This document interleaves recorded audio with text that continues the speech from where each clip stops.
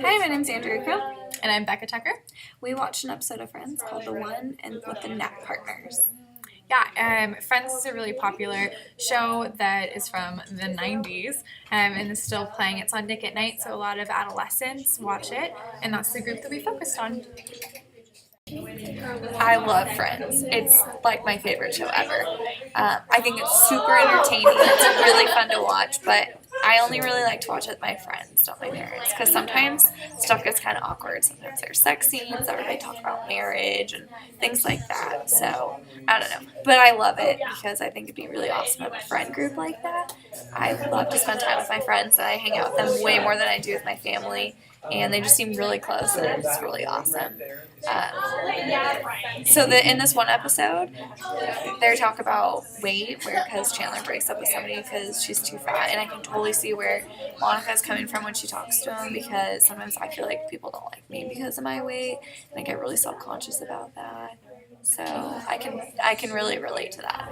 Yeah, my daughter really likes to watch the show Friends, and honestly, I think it's one of the better shows. But I think I'd still screen it. They have topics such as like sex, and I'm not really sure if that's quite appropriate. And as well, yeah, something not that I don't necessarily want my child to see quite yet. And I do really appreciate their friend group, and they're really loyal to each other, and I think it teaches really good, I don't know, importance of family in that friend group, since after my daughter leaves for college or something, that she won't have us around anymore, and it shows how important friends will be. And as well, I think there's pretty good morals that it teaches them, like communication and things that I value too, that I want my daughter to carry over into adulthood. One thing I've noticed about the show Friends is that they really value communication, and I think that's really important to teach children and adolescents, because a lot of the time they don't really see that kind of healthy communication at home or in their peer group, and so in the show it really exemplifies the importance of healthy communication and expressing how you feel and letting people know that it's okay to feel certain things, and so I think that's really important. Another thing that I've noticed is that they get very creative and innovative in their ideas and their execution of ideas that they have. In one specific episode, they just try to decide who's going to be the maid of honor, and they come together to create this competition. And although I'm a little iffy on the competition part, I think it was still really innovative that they thought to have these challenges, and they go in with different ideas and how they would respond to different situations is really real life situational experience that I think is really easily relatable to.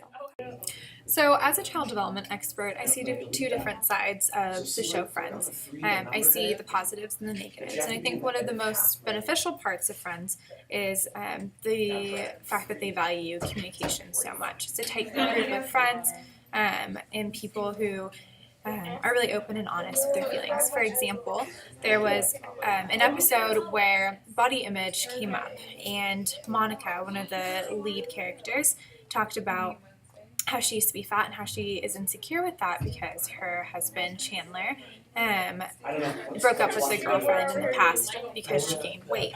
And so she was really honest with him about it and brought up the concerns, and they were able to work through that issue together.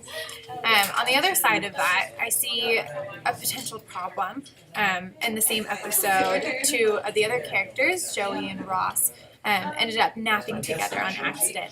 And when they woke up, they wouldn't talk about it. They didn't want to touch each other, and they're really embarrassed by what happened. And I think that sends a message to children, saying that two men sleeping together or even just napping together is inappropriate and gross, even that they can't even touch. And so I'm not really sure that sends a positive message to children, and not one that I would necessarily want our generation to see. In addition, it's not fully relatable because their friends are in a different developmental stage than adolescents. Everyone in the show are in their late 20s or early 30s, and so they live on their own. They are in really committed, serious relationships. Some of them are getting married. And so it's not necessarily appropriate for an adolescent who can't find that necessarily relatable as they're still under their parents' house and yeah, they don't live with their friends.